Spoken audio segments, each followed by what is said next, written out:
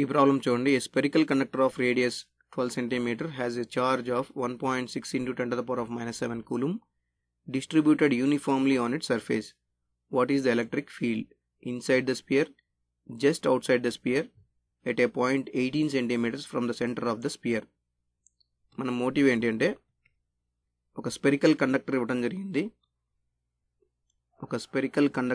జరిగింది.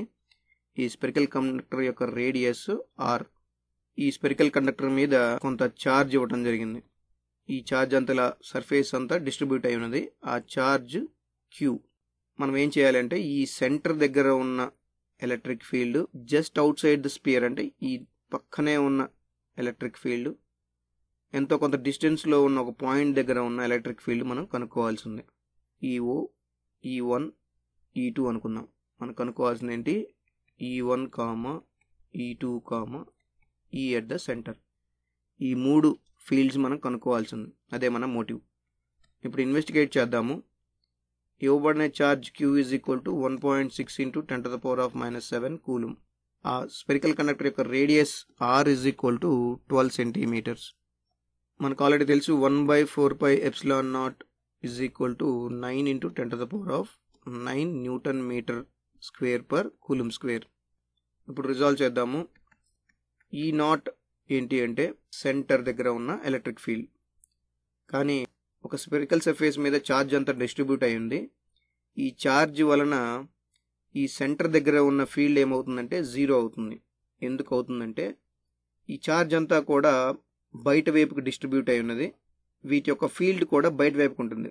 లోపలికి ఉండాలి అంటే ప్రతి ఫీల్డ్ లైన్ కోయిన్సైడ్ అవ్వడానికి ఛాన్స్ ఉంది. అలా కరెక్ట్ కాదు.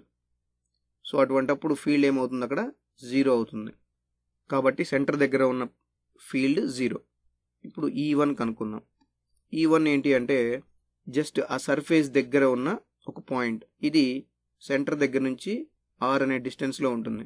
మనం ఎప్పుడు కన్సిడర్ చేసిన ఒక స్పెరికల్ కండక్టర్ని దాని మీద ఉన్న ఛార్జ్ అంతా కూడా దాని సెంటర్ దగ్గర కాన్సన్ట్రేట్ అయి ఉంది అని మనం అనుకోవాలి.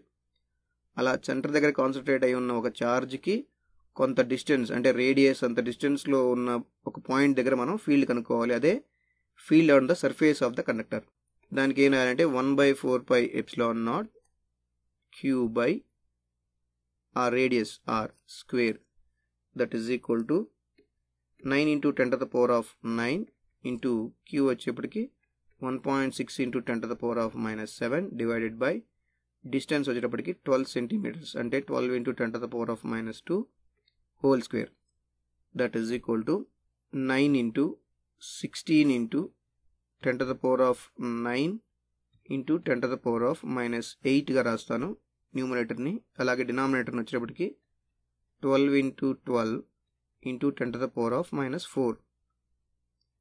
3 3s, 3 4s, 3 1s, 3 4s, 4 4s are 16 into 16 cancel. So ఇంకా మిగిలింది ఏంటి అంటే 10 to the power of ఈ -4 పైకి వెళ్తే +4 అవుతుంది. So 10 to the power of 13 minus 8 అంటే 10 to the power of 5 newton per coulomb. ఇక నెక్స్ట్ E2 దగ్గర కనుక్కుందాం.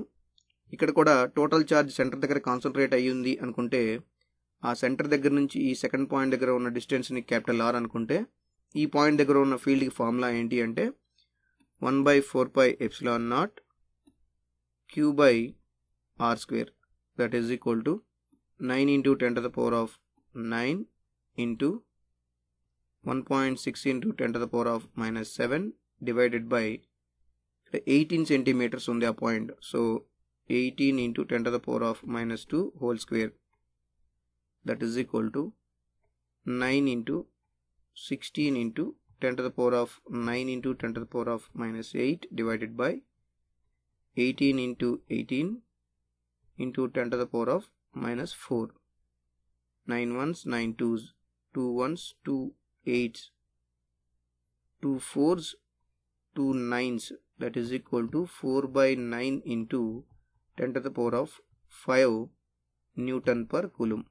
దీని నియర్ క్యాలిక్యులేషన్ ఏంటి అంటే 4.4 into 10 to the power of 4 newton per కూలుమ్.